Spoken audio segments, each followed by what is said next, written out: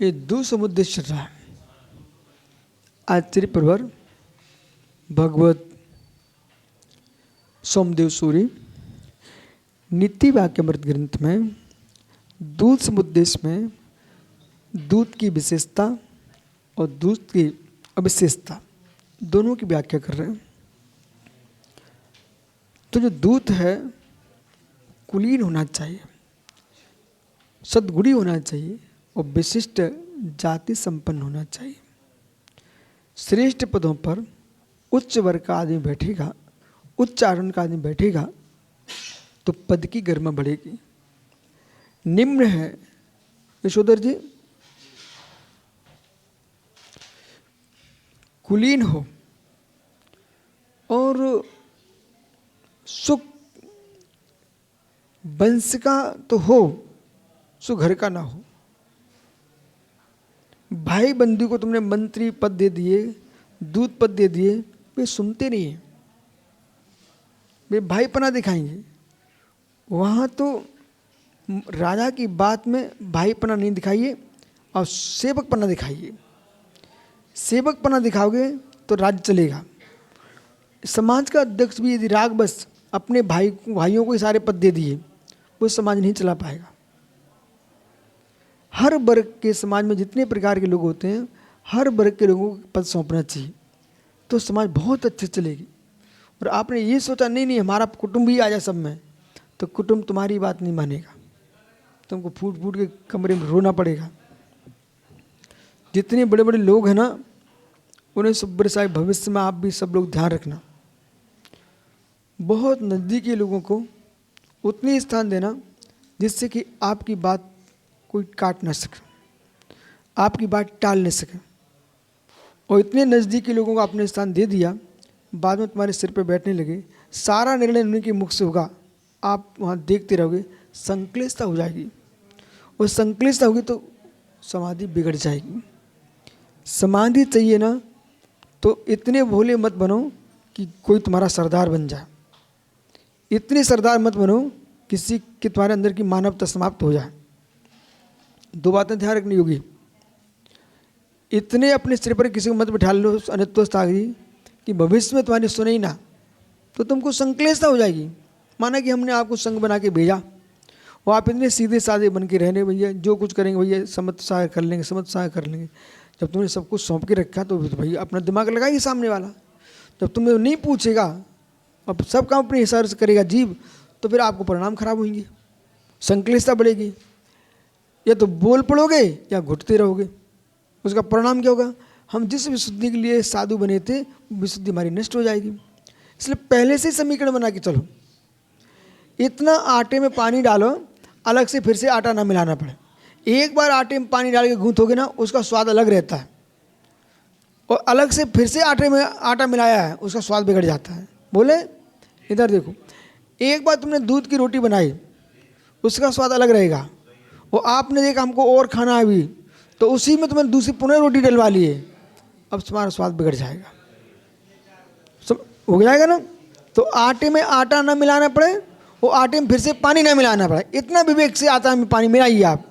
ऐसे ये नीति बोल रही है, अपने पास रहने वाले आदमी को इतनी ढील मत दो कि तुम्हारे सिर पे बैठ जाए, इतना खींचो भी मत वो टूट के भाग जाए।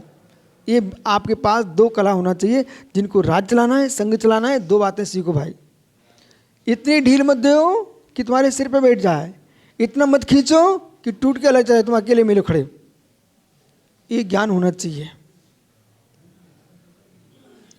कोई तुम्हारा सम्मान रखता है, उसके सम्मान को इतना स्वीकार करो कि भविष्य में अपमान ना हो पाए। कोई आपको अपने घर में मेहमानी में बुलाना चाहता है, उसके पहले प्रसन्ना उसके घर से चले जाना। बोले क्यों चले जाना?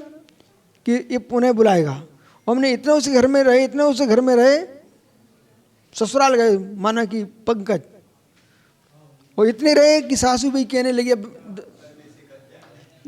कुंवर साहब कब जा रहे हैं। तो कुंवर साहब ये शब्द नहीं आना चाहिए, उसके पहले अपन को निकल जाना चाहिए। सासू ऐसे बोले कुंवर साहब वापस कब आओगे? बेटा इसका ध्यान रखना। प्रसन्न किसी के घर में जाना अपने संग में रहो, अपने घर में रहो। बाहर गए तो लोग मेहमान जैसा देखते हैं, और मेहमान जैसा देखते हो तो मेहमान ही का काम करो, भग जाओ तुरंत। अभिज्ञातो दूतः परस्थानम न प्रविशते निर्गच्छेद्वा।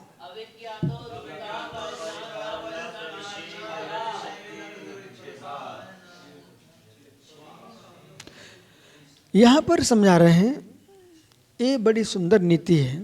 आप लोग तो स्कूल में पढ़े लिखे बच्चे हो ना, यदि पढ़े लिखे बच्चे हो ना, तो मोदी जी लघु संघ का भी जाते सर, ठीक है, करके आ गए तो क्लास में सीधे नहीं बैठते। अच्छे छात्र वहाँ बाहर खड़े हुए हैं, क्या मैं आ सकता हूँ? तो मैं आ सकता हूँ भाई, तो मैं आई कमीशन। तो मित्र सुनो कमी, अब सुनो तो गुरु प्रसन्न रहते हैं, बोले छात्र कितना सुंदर है, कब आए, कब घुस आए, कब भाग गए, नहीं, गुरु हमारे हैं, गुरु हमारे हैं, अनुशासन हमारा सबके ऊपर एक सा। इतनी आत्मीयता गुरु के साथ मत रखो कि उनको मन में हिचक आ रही है, क्यों आ गए। इतने प्रसन्नता से तुम आओ गुरु के पास, गुरु खुश हो जाए, अच्छे समय पे आए, और तुम पूछ के दी आते हो, पूछ के दी आते हो, तो तुम्हारा दृष्टांत बन जाएगा। इसमें क्या शंका है? देखो जो मैं स्कूल में किया, आपको पता होना चाहिए, पथरिया में मैं बगल के कमरे में घंटे बैठा रहा, परंतु वेद सागर ने कहा आप तो चले जाओ, आपको कौन रोकता है? नहीं, कोई मुझे नहीं रोकेगा, पर अनुशासन मुझे रोकता है। सुनो ध्यान से, कौन तुमको कोई रोकता है? अनुशासन रोकता है। कोई रोक नहीं सकता, अनुशासन रोकता है। और उसके अनुसार तुमने जी लिया तो अभी तुम आत्मा अनुशासन करो, जगत पर तुम शासन करो। इसलिए अभिज्ञात दूता परिस्थानम, जो दूत है ना, अज्ञात और उसकी आज्ञा के बिना न प्रवेशित न निर्गच्छित। जब भी शत्रु के यहाँ जा गया दूत, उसे शत्रु सभा में पहले पूछना चाहिए, अनुमति लेना चाहिए, तो कोई पहरेदार रोकेगा नहीं, बोले हमारी अनुमति पार। और यदि आप बिना पूछे घुसोगे तो सामान जो खड़े हुए पहरे पर ना, सार्थ सागर जी, जिनकी कोई औकात नहीं, कीमत नहीं है, भाई ठहरो भाई। अब एक गेट पीपर खड़ा तुम्हें ऐसे कर रहा, ठहरो भाई, और जहाँ आदेश है भाई दूत को आने दीजिए, सब कहेंगे सर जाइए, श्रीमान जी अंदर प्रवेश करो। वापिस आओ ना तो बिना बताए नहीं आना। हर्षित, तुम इंजीनियर पढ़े लिखे बच्चे, बिना बताए उठ के चले गए, अनपढ़ आदमी है। यदि यहाँ पर भी आप आए ना तो वहाँ गेट पकड़े नमोस्तु, जब जाओ ना तो नमोस्तु संकेत करके जाओ। मौका देख रहे हैं तुम हमारे पीयूष जैसा कि कब ये इधर देखें दृष्टि हटे के मैं भग जाऊं, ये नहीं होना चाहिए।